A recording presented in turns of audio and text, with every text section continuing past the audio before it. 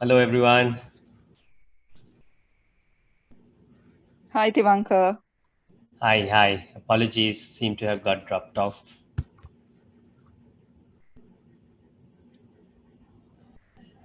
Mr. Tivanka? Tivanka, since we Yes. gave the introduction about the session, you can start the webinar. You can start your presentation now. Okay, my video has to be on. Yeah, we can see you. Yes. Okay, all right. You can switch to presentation mode. Yeah, All right, okay. great. Okay. Good afternoon, everyone. I'm sorry about the joining in late. I joined in early, but seemed to have dropped off halfway because of a connection issue. But glad to be back. I believe Jani has already introduced the session, so thank you, Jani, for that introduction. Firstly, let me also thank the Institute of Chartered Accountants for inviting me for today's session to share my thoughts on HR management when starting your own practice or for an existing practice. So really, the subject could be misleading. Initially, my perception was that I was required to present to you the services that a practicing firm would offer in the HR sphere. But in fact, what is expected is to share my thoughts on managing the human resources in our practicing firms. So the reason why I believe I have been selected, nominated to do this presentation is also because I did act as the HR partner of PwC for a couple of years, few years back. So with that experience and the experience I've sort of gained while working at the numerous practicing firms during my career, I presented, I've put together this slide for today's presentation. These are the aspects that I hope to cover today. A small introduction, a structure of a practicing firm, the training arrangement, the talent acquisition part, which is a critical part of practice management, rewarding and remunerating, performance evaluation. I also thought I'll touch a little bit on working from home because we have been forced to do so now for a few years, and even now most are adopting hybrid arrangements. And also, I thought it would be good to look at the supervision aspect of our staff. So with that, I'll head into the core part of the presentation. And my first slide is a quote from Jack Welch. He's a former chairman and CEO of General Electric, a large US organization and well-respected management guru. And he had this to say, if I had to run a company on three measures, those measures would be customer satisfaction, employee satisfaction, and cash flow. And I believe this holds even true very much so now. And employee is basically one of the top three areas that Jack Welch thought was key to an organization's success.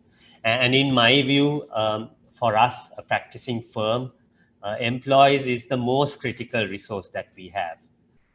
It is the largest asset that we have, even though it's not on our balance sheet, and it's our largest expense in our P&L.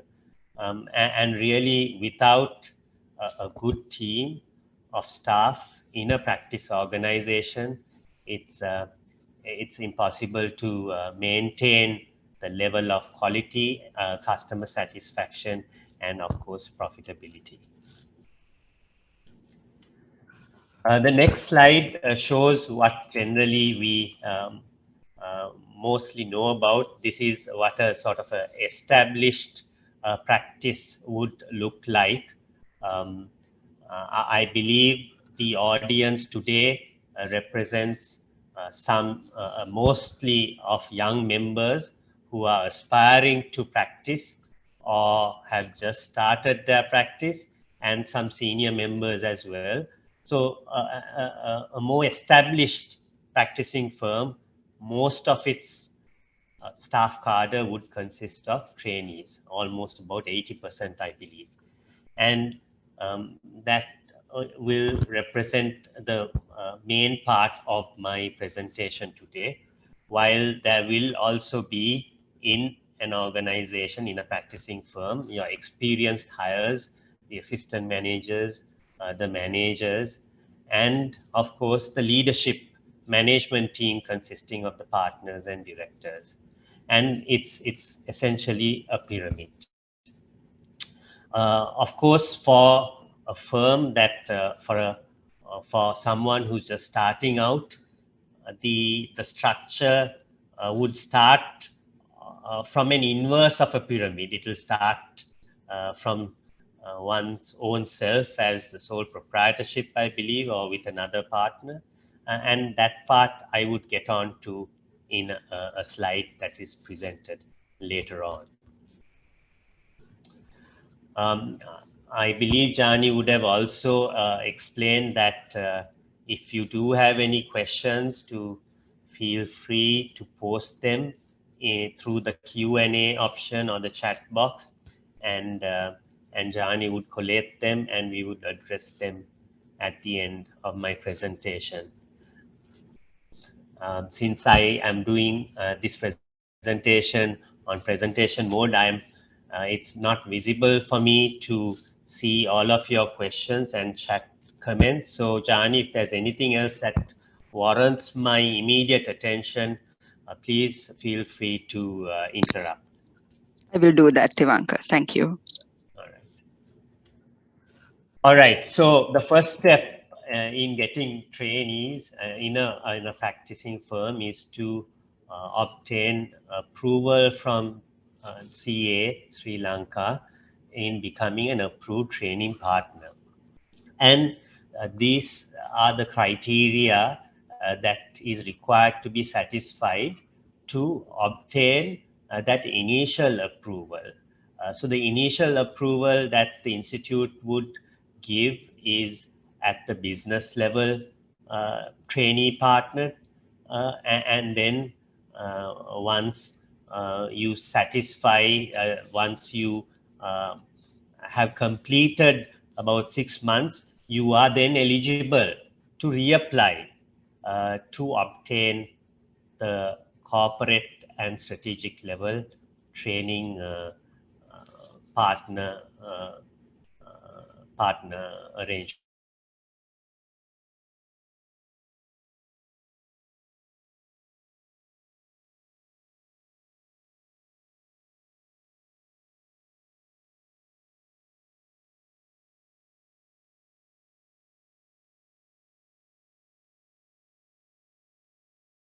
Employee of the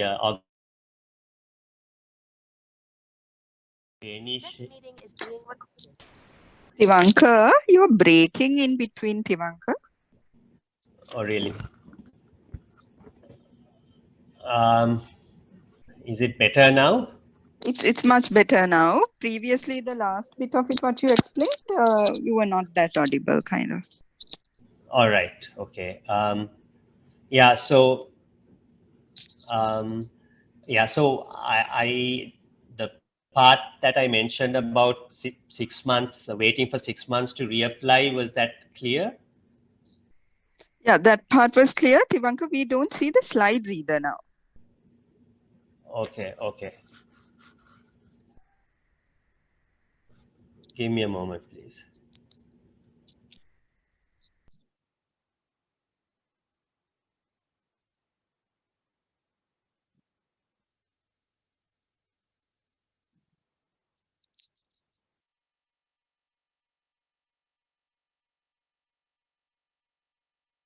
Let me move to another room in the office and then try again. Just give me a minute, please. Sure, Divank.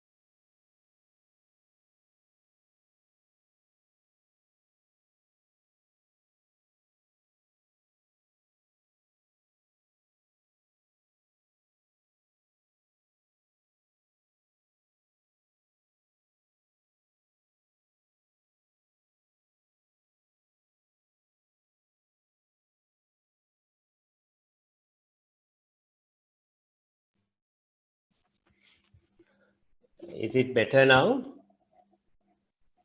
Yes, it is. All right. Can you please share your slides as well? Then Yes. we can go ahead. Yeah.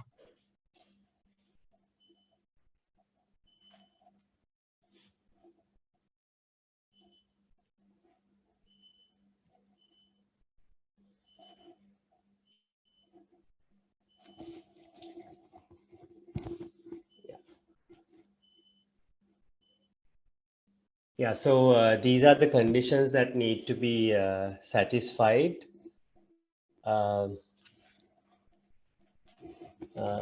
These are the conditions that need to be satisfied to obtain approval as a training partner in the institute.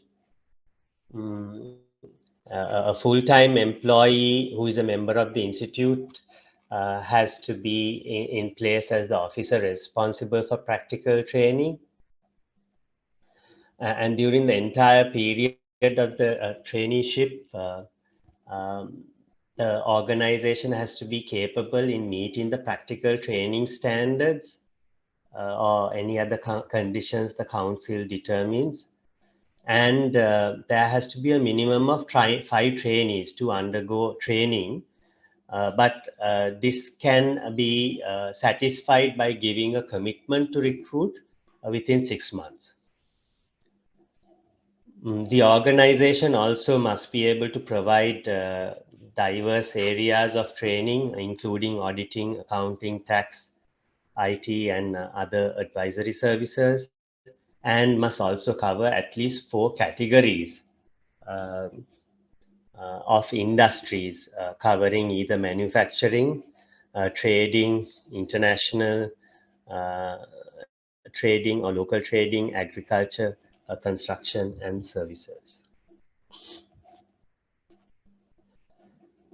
And if it's a sole proprietorship, um, then it is also necessary for the sole proprietor to nominate another approved training organization who is also in public practice in the event that the sole proprietor has a period of prolonged absence.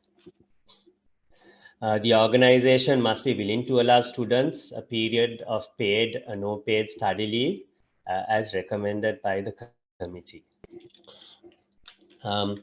There has to be also an application of an audit manual by the organization to ensure that the quality of the work that is done and the training is prevalent, and payment of the recommended minimum allowance that has been stipulated for trainees.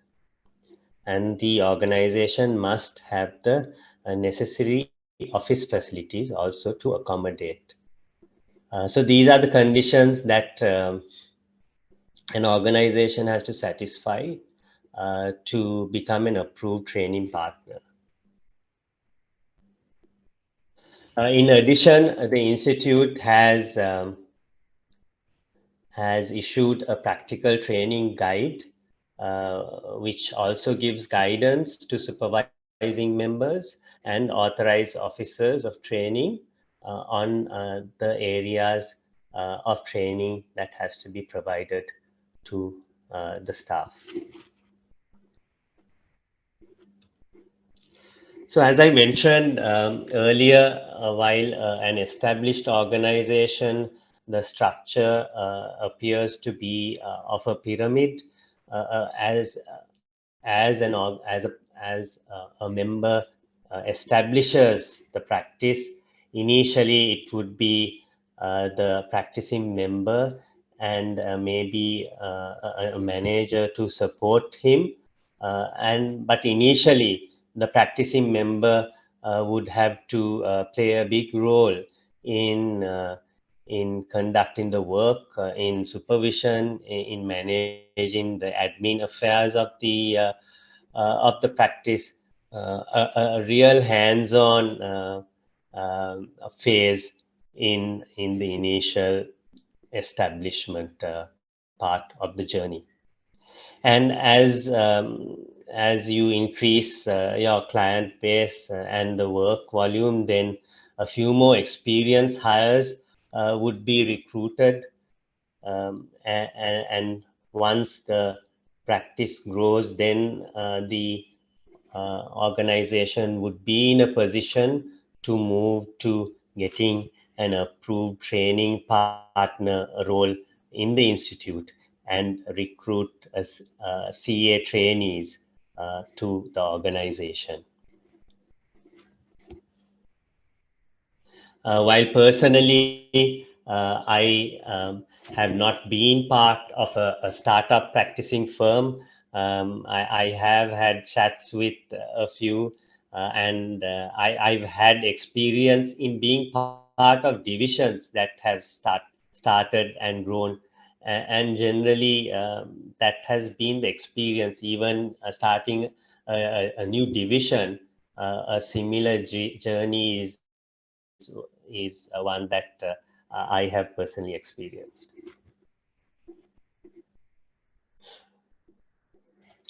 Yeah, so the talent acquisition part, really recruiting staff trainees is a big challenge, and back in the days when I think our parents' generation, during that time, that generation had to actually pay the practicing firms to get trainee internships. But in this day and age where there is much more competition, and there are much more opportunities for younger people to reach out to in pursuing a career, it's a much more competitive space in attracting the right talent. So I put some thoughts here together to see what organizations can do to make it more attractive. So obviously the firm itself needs to build a brand, and that brand really comes from the partners of that firm, and the leadership. Their brand essentially plays a big role in the brand of the firm unless there is a strong international affiliation that can be leveraged on. But definitely at the initial phase, it would be unlikely that such a collaboration could be placed, and really the founding partners have to play a big role in it. The other aspects are really, what young people look for, the facilities and the resources that the organization are able to offer, the quality of the experience that they gain, and different size firms offer different experiences, pros and cons of experience that is gained from a larger firm to a smaller firm to a mid-sized firm, and of course the recognition that that experience has locally also plays a role in trainees deciding where to get their training done. And if there are opportunities where the experience is recognized globally, of course, then the attractiveness also is more. The care that an organization also takes in looking after the staff, the word of mouth that carries is also quite strong. And these are things that can impact the brand of a practicing firm, which will in turn help attract staff to the practicing firm. In terms of attracting ways of attracting staff, advertising is generally a sort of traditional path. I mean, advertising in newspapers was done some time back. Now mostly advertisements are placed on websites that dedicate themselves for placing ads for recruitment. Social media is found to be a good source of advertising, whether it will be on your Facebook page or LinkedIn. Those are all strong places to put the word out there. Your personal network obviously also carries weight. There are people who you know, who get inquiries on internship opportunities, and then there is an opportunity for you to cater to those inquiries. Visiting career fairs, whether it will be at the institute, at universities, or other educational establishments which cater to the trainee talent pool that we are looking at, are also avenues to reach out. Staff referrals are also strong sources. If your staff are able to refer CVs, obviously that also carries a lot of weight. Word of mouth from your staff, from the people you know, also carries a lot of weight in building that attraction. I also put in a point of building a brand for the profession, and this is really collectively the practicing firms to get together to build a brand for the audit profession. We are competing with a lot more opportunities for people to pursue their careers, whether it's in IT, or marketing, or creative spaces. There are a lot more opportunities for the younger people, and how do we keep the audit profession and the audit trainee opportunities attractive to cater to these young people that we are looking to recruit.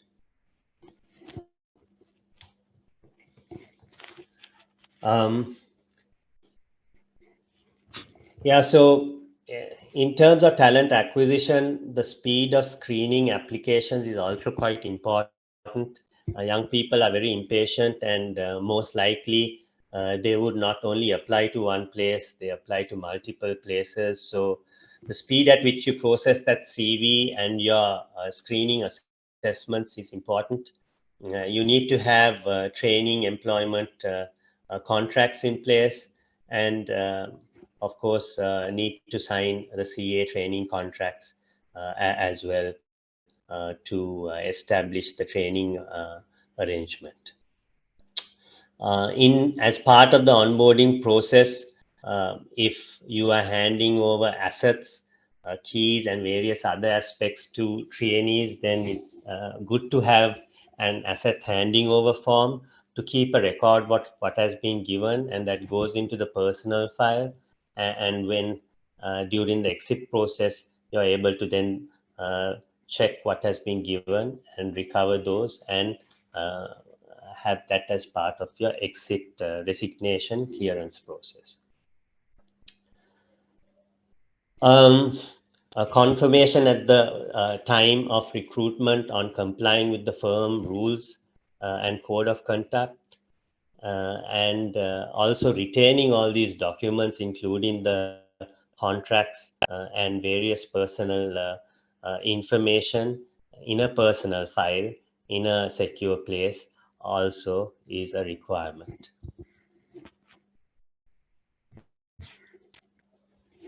I'll now move to rewards and remuneration. Yeah, in this respect, for trainees, the Institute of Chartered Accountants has issued a set of recommended scales, which is the minimum salary.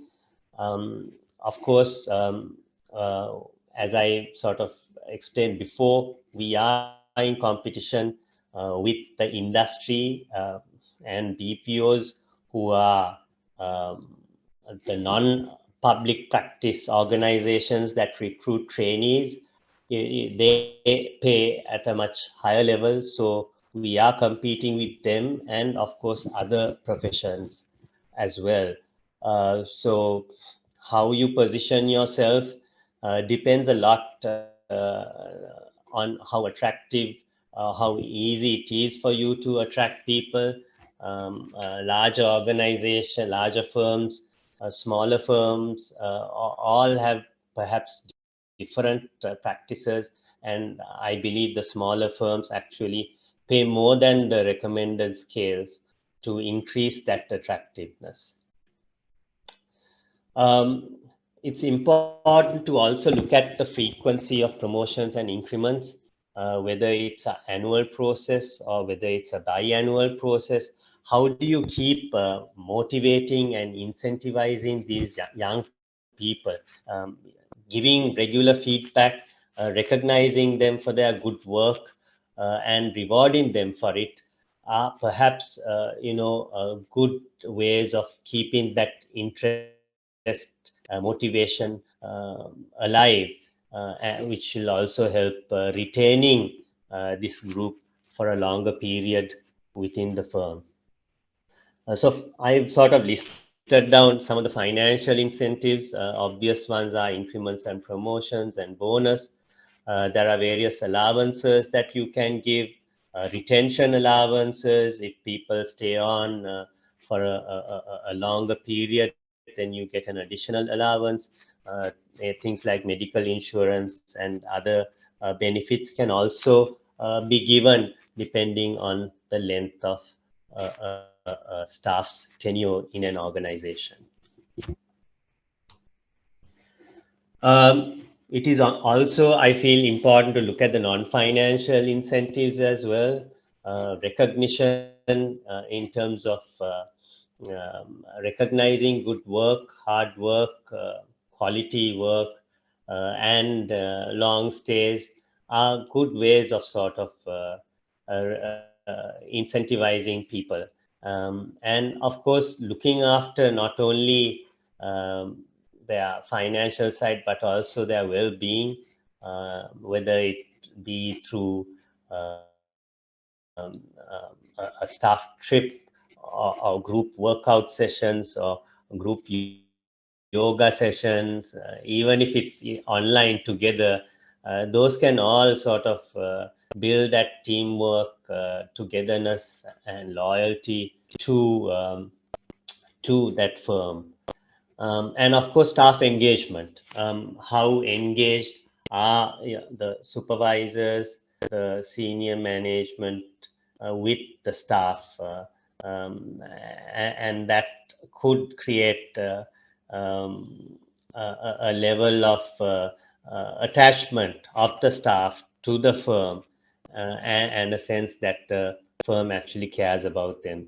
So these are some of the things that practicing firms can adopt to improve the retention and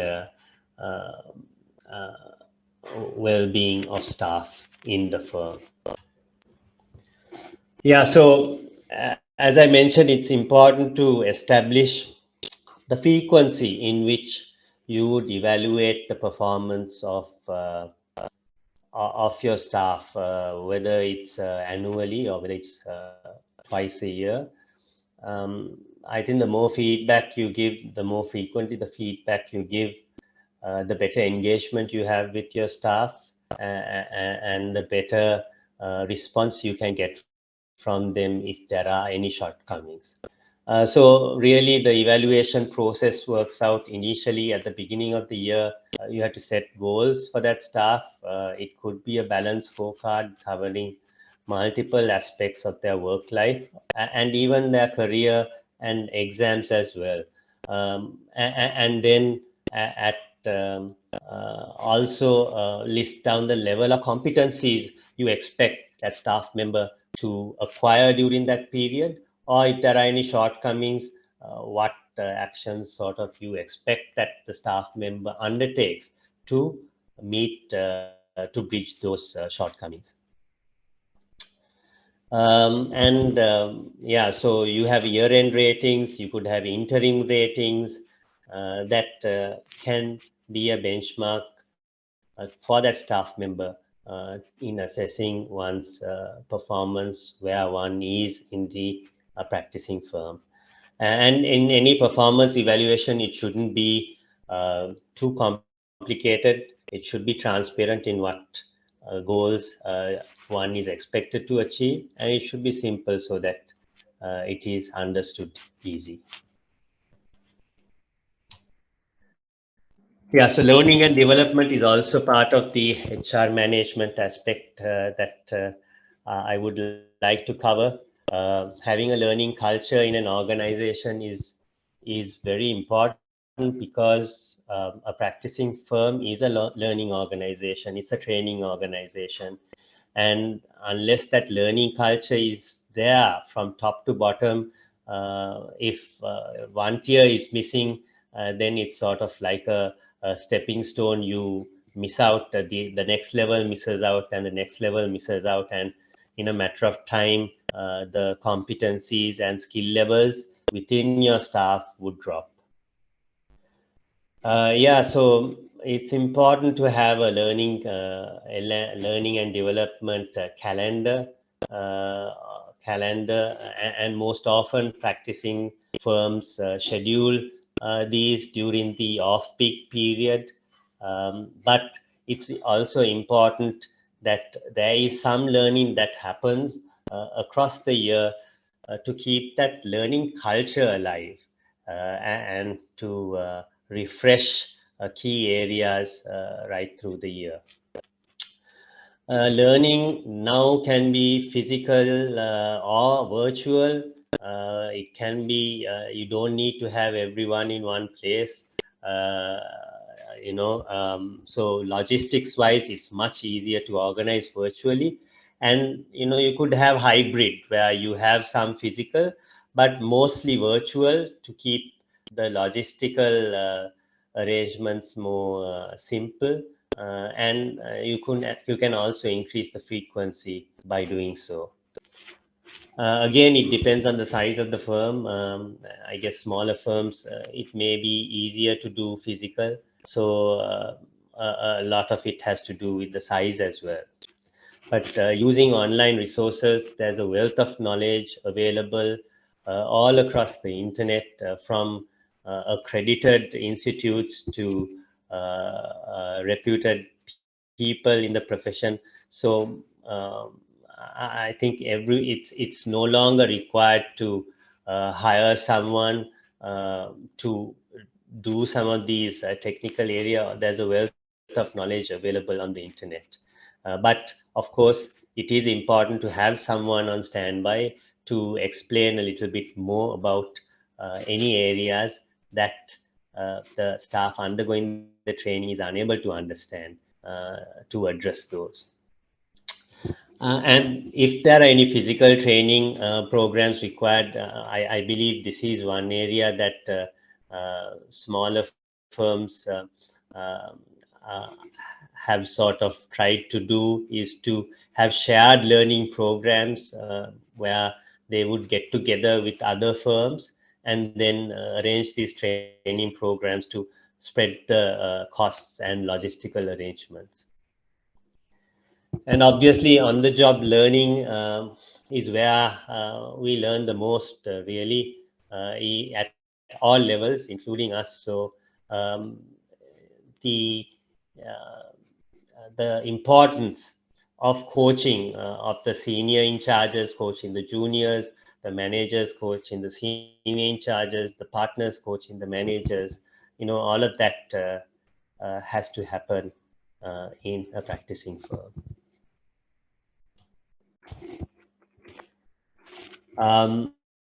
Yeah, so I'll touch a little bit about working from home.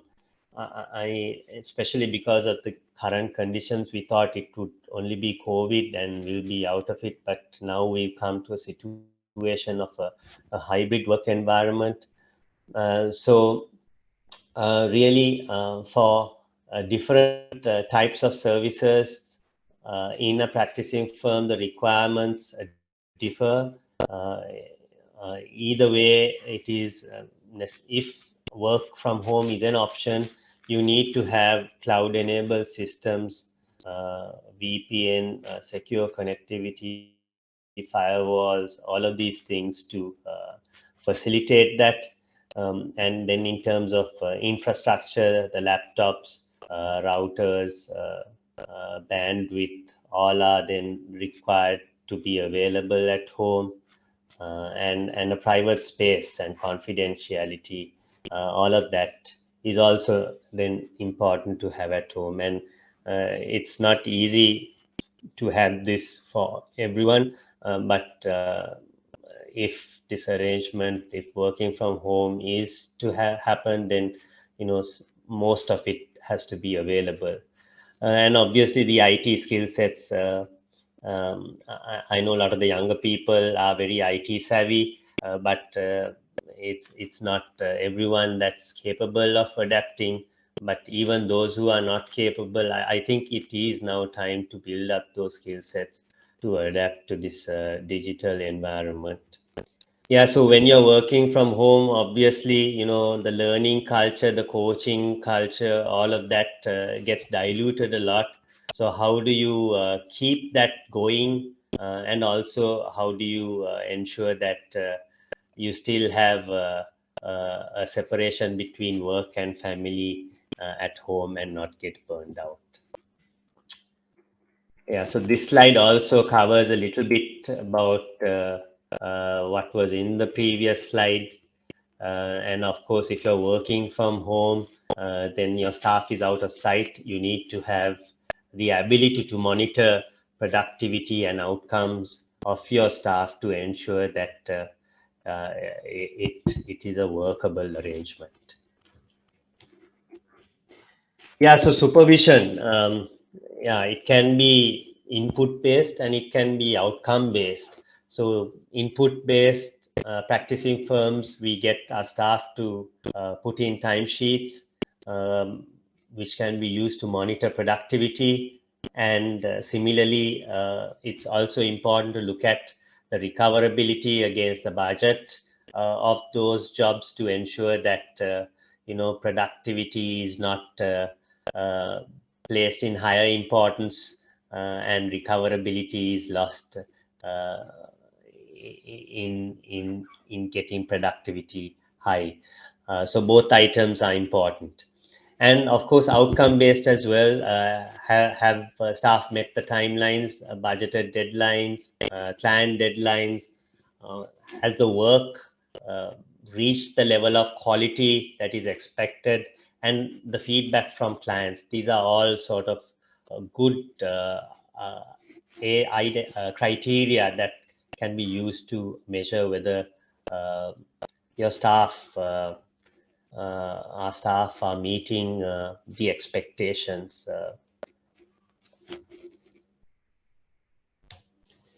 There are a few other areas. It's 4:20. I'll cover. This is my final slide, so I'll quickly go through this.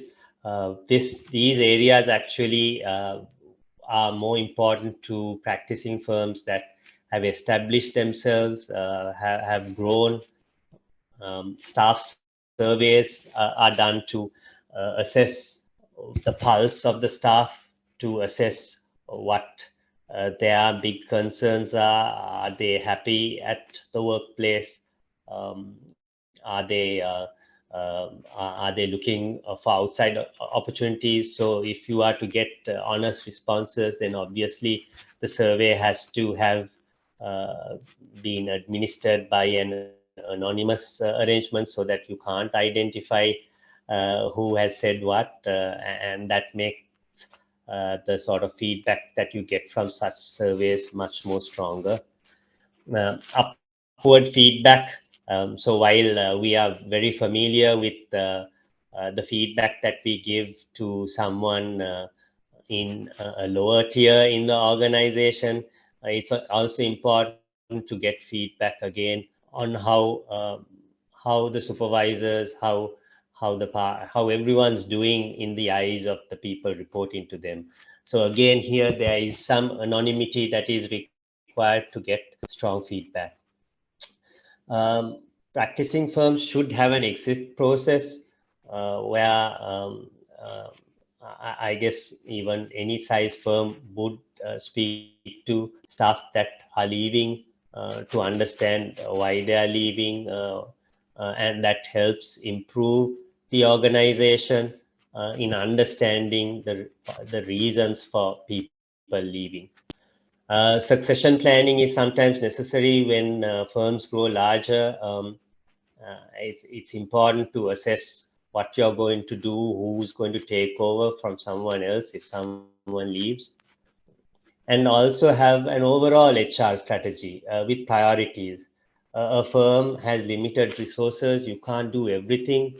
So it's important to prioritize what you would like to do over a period of 1 year to 3 years, and then prioritize your resources to those areas accordingly.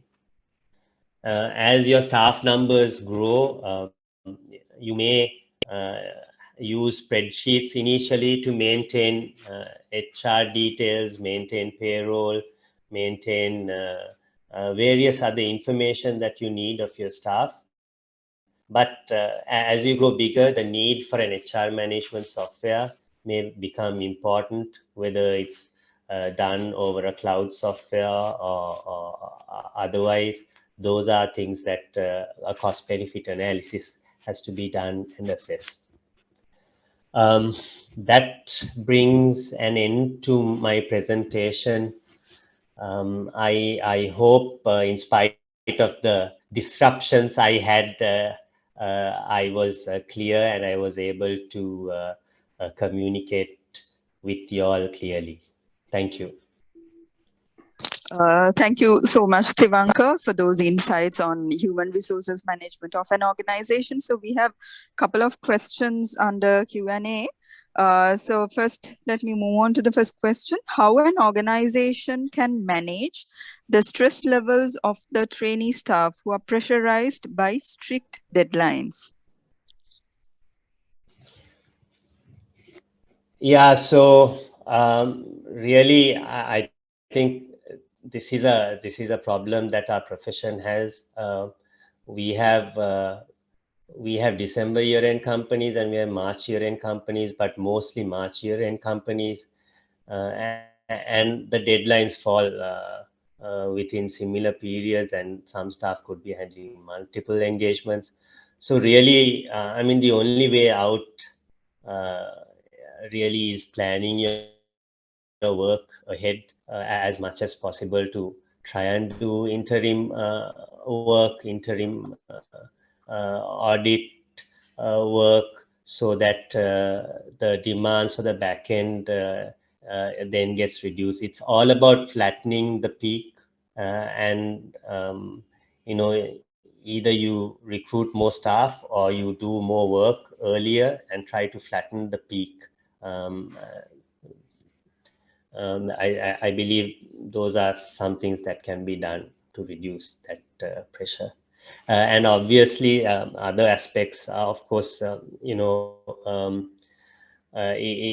during that peak period, to have some wellness initiatives to keep the stress levels down. Sometimes it's not possible to completely alleviate the pressure, the peak, and the deadline. So really, it's just keeping the staff content together and looking after them during that rough period, whether it's by providing accommodation, whether it's by providing transportation, food, or just ensuring that people have gone to their homes at the end of the day, and things like that can also go a long way. Thank you, Tivanka. And also, someone wants to know that whether they are needed to fill 3 CPD forms, or is it just one form to be filled? Is it in respect of this webinar? Is that question out of this webinar? I think maybe the CPD team can respond to it if that's... Sure. Okay. So let me get them to handle it. One more comment on the previous question. I think the ability to deal with stress is also something that is very important.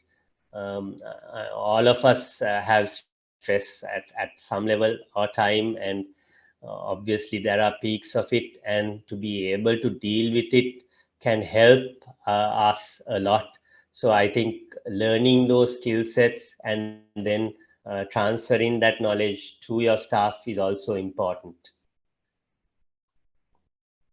Yeah, thanks, Tivanka. And Tivanka, also a question from my end now, especially for a startup organization, you may not be as popular as big firms.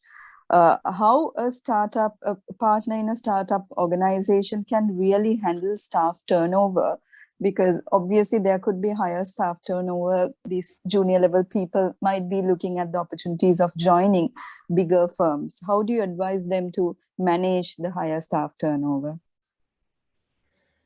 Yeah, so it's, a lot has to do with the ability to retain your staff, right? And also to understand what their aspirations really are. There may be some staff who aspire for a career in practice. There may be staff who are looking for a big firm experience. Then how do you still give that experience but still retain that staff? There are some small and mid-sized firm that second staff because some of the busy periods of the larger firms may be for December plans, whereas the smaller mid-sized firms would be the March year end and the tax deadlines. So there's an opportunity to perhaps recover some of your off-peak costs by seconding staff to bigger firms, giving that exposure to your staff, but also be able to retain them. Yeah, I believe most problems have solutions. It's about trying to figure out what those solutions are to your own situation. Sure, sure. And also someone wants to know there's higher staff turnover due to staff not being promoted at the right time, and there have been internal politics at times, how to overcome those kind of situations also. Yeah, so I see it all depends on the size of the organization, really. So not being promoted on time and staff not being happy with it, that could be an outcome of the staff member not knowing why that staff member has not been promoted. Is it because of a skill gap? Is it because of some shortcoming, or because of a client complaint? So that's why it's important in that to have that performance evaluation process where you assess the outcomes you want from your staff, and also communicate what is expected for someone to get the skill sets to get that promotion. So I think communication is important, and then misunderstandings can be avoided. Of course, politics are there in every organization, and sometimes that's why at a sort of a high top level, at a leadership level, if you are engaged with your staff, or if you have a mechanism like getting upward feedback, or general doing a staff survey, a pulse survey with anonymity, you may be able to identify some of those areas.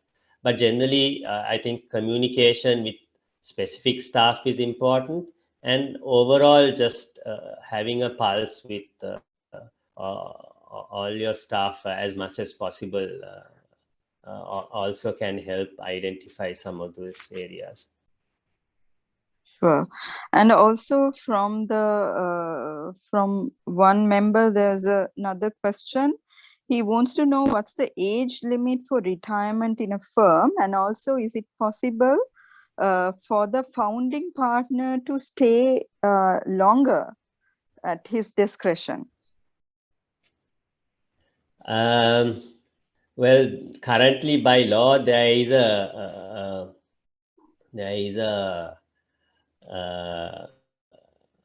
minimum requirement age by law, that is the age of 60. So now, obviously, I think practicing firms, different practicing firms have different policies, because that is only the minimum. There is no maximum. So just like in a sort of even in our politics, there is no retirement age, right? So I don't believe there is a legal requirement. So it all depends on the partnership agreement, what the partners have agreed as to the retirement age or timeline. That is what would drive the retirement. Also, a member wants to know, Tivanka, how the HR department can act to have an unbiased year-end appraisal for the staff.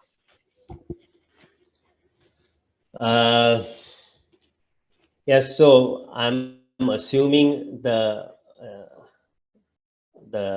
connotation of what the question is asking is how do you avoid supervisors giving biased feedback?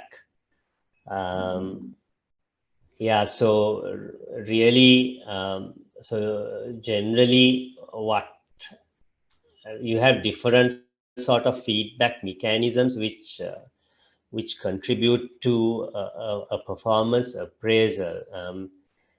So one of the sort of common tactics that can be done is a performance appraisal of any one person, especially in a larger organization, will depend on all the jobs that staff has worked on during the performance period. So the overall evaluation has to be a reflection of the multiple sub feedback forms of the multiple jobs that person has given, and then the supervisor's feedback has to then eventually be moderated across a larger group. So if it's a larger firm, and if there are multiple supervisors in an audit group or audit division, then the evaluations would be discussed at a sort of a group meeting of all the staff, so that if there is any unfair or biased views, then another supervisor can give different feedback to balance it out. I believe that would be a good mechanism. It would be difficult for HR to intervene unless that staff employee directly complains to HR. It would have to be done more at a level where uh, other members who that employee has worked has got involved. Thank you, Tivanka. It's really helpful to get someone independent to get appraising or reviewing the work of a person, so that it will come out in a more independent perspective as well. It's a very good suggestion. And there's another question. So this member wants to know if someone has worked or having long experience in a reputed audit firm but did not have a contract for practicing, can he apply for practicing with the service letter? I think that's a question to the institute. I think the training department will have to respond to that. I think there may be some flexibility, but that's a decision for the training department to respond to. Sure. Thanks, Tivanka.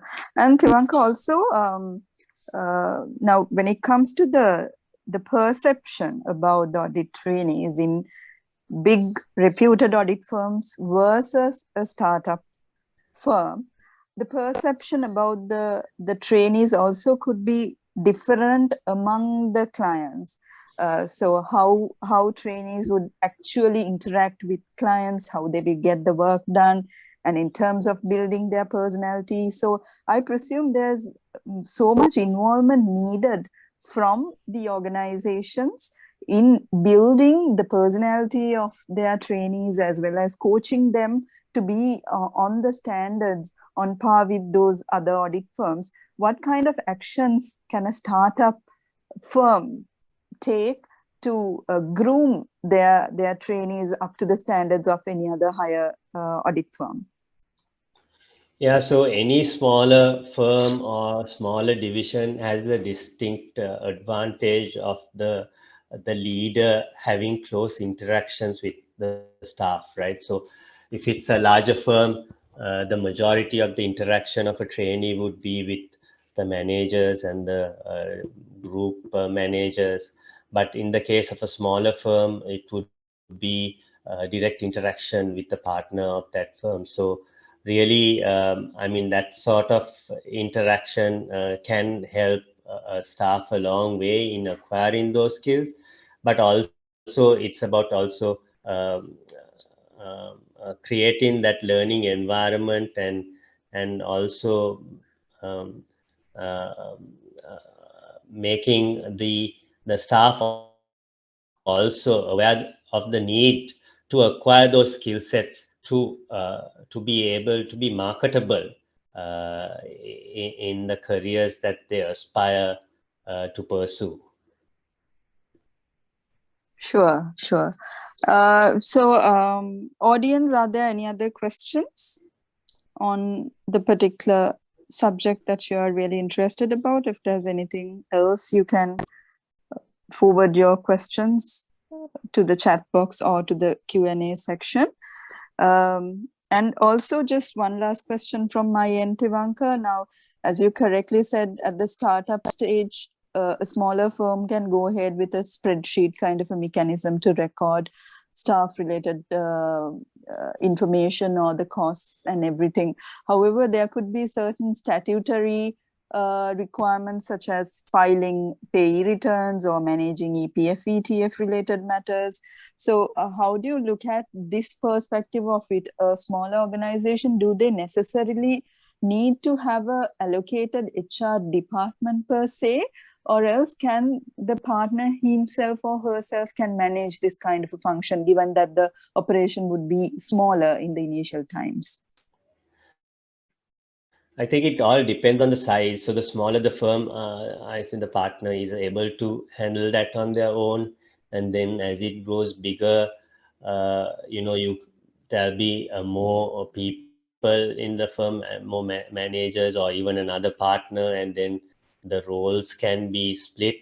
So if you look at in an organization, a small SME may not have